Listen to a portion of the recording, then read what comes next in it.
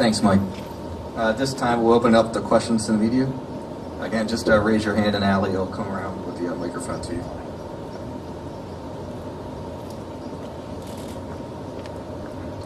Thank you. John Bathke, News 12, New Jersey. Where specifically does the money in this deal go to? You mentioned the athletic programs, but what specifically is it used for?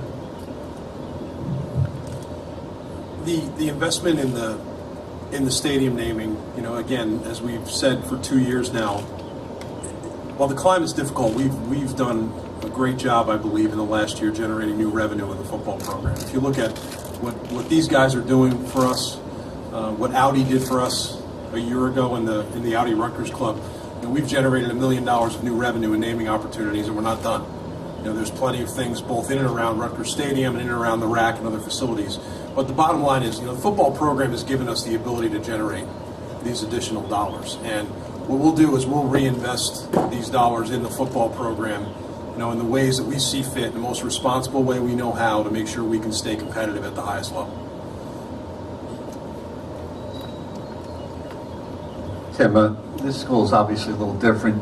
There's still some traditionalists who would like you to see you play Princeton. How do you deal with those people? What's been the response from people who are traditionalists, like Rutgers Stadium, don't like naming rights, that type of thing? Have you met with much resistance, and do you care? Of course we care. Tom, being one of the guys that played in Rutgers Stadium, the old Rutgers Stadium before it was even, a shell of this facility. Traditionalists are what's great about college sports. And they're our best supporters. They're always there for us no matter what. And the bottom line is, at the same time, being picky during the process was the most important asset we had, because we weren't out there to partner with just the highest bidder or anybody. We were trying to find somebody and find a partner that reflected the same things that the words Rutgers Stadium reflect. And the bottom line is this, the product on the field will be as memorable as anything that gets done or put on the stadium. So I think those two things need to work hand in hand. In this case, you just heard Mike talk about the core values: honesty, integrity, trust. The core values of the football program, and it's very much a perfect marriage on that front. And I think that the traditionalists, while there's always going to be a learning curve, and I'm sure there's going to be the people that will refuse personally to ever call it anything but Rutgers Stadium, that's okay. Hi, David Matthau from New Jersey 101.5 News. Tim, you mentioned that the money is going to be reinvested in the football program. Could you talk a little bit about how this kind of an investment and this kind of an effort is going to help Rutgers University and all of the students at this school, who are not athletes and so forth? I think, as I said in my opening comments, and as you all get to know High Point Solutions a little bit more, this is a very innovative group of people that have proven by the work they've done in New Jersey and the United States, across the world, that they brought great value to everybody they've worked with. And as Mike said as well, they're planning on investing in more than just a football stadium.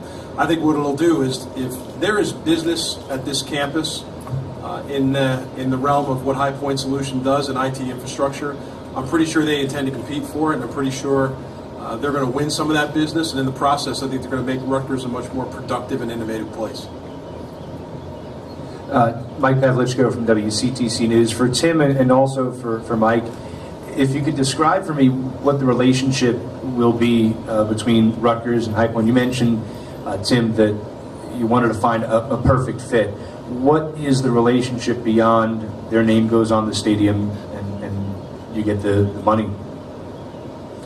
Well, I think for us, Mike, the relationship is, relationships are everything in this business. And the bottom line is, even if we believed in what High Point Solutions did as a company and how it could fit for Rutgers, and it had the wrong kind of people running the company, I'm not sure we'd be sitting here right now. As choosy as I know our football coach is when he recruits looking for good people, we're the same way with everything we do in business. And I think beyond the naming here, we all have agreed privately, is really going to be the tip of the iceberg, because it's on us at Rutgers now, given what these guys are investing, to help them grow their business. And I think that's just as important as anything that will be in this deal, is our ability to help them grow their business along the way. And Mike, I defer to you. Sure.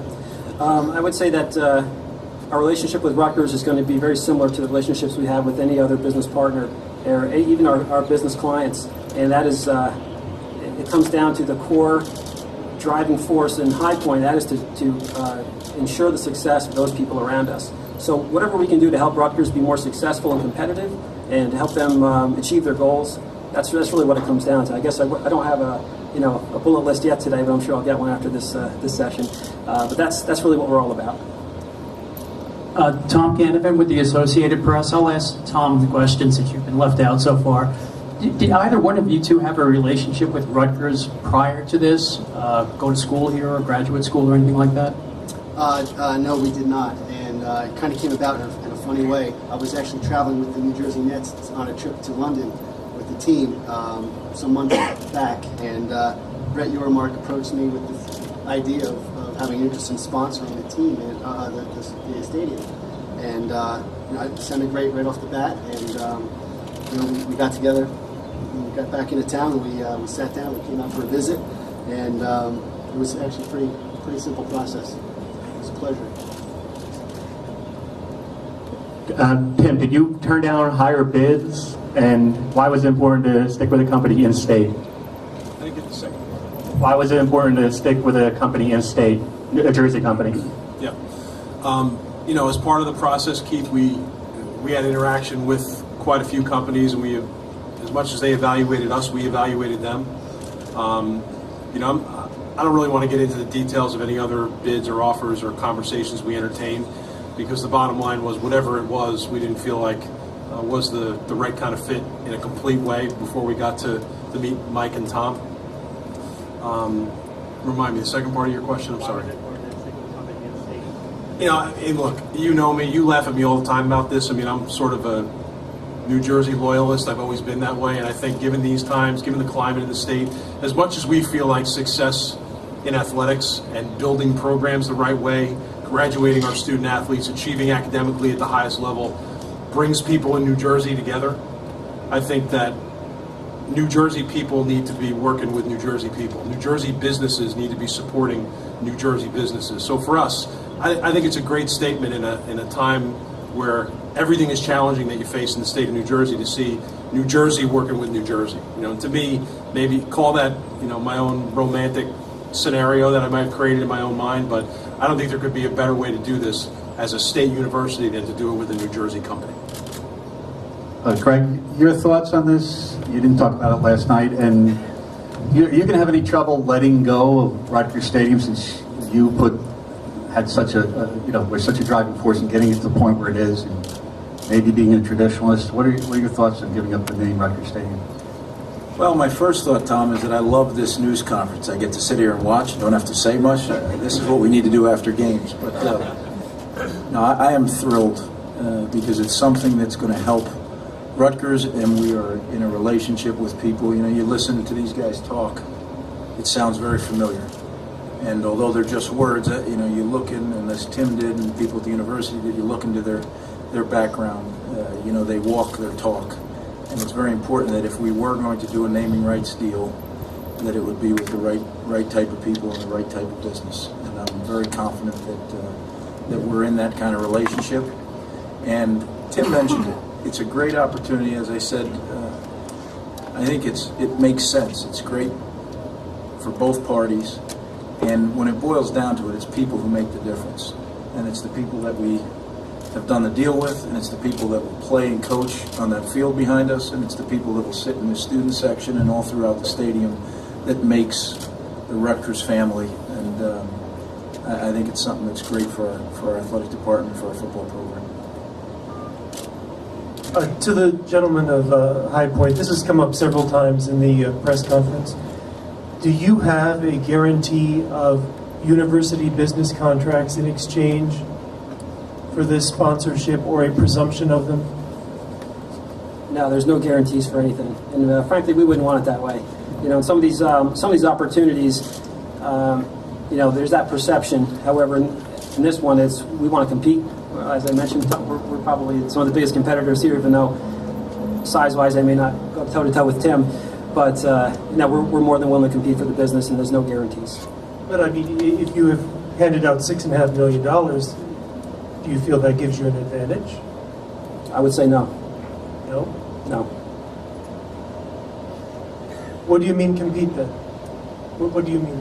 bring our value, show our value, and just the way we compete for every penny of business we earn every day.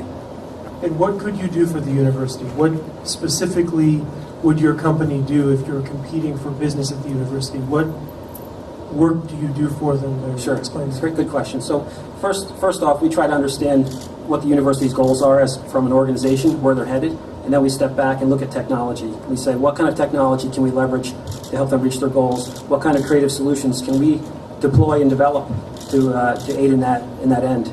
That's really what we're all about. Any other questions? All right. Thanks everybody for coming today. Photographers, if you need any shots of anybody on the days photo-wise, we'll line up over here. If not, thanks again everyone. Have a great day.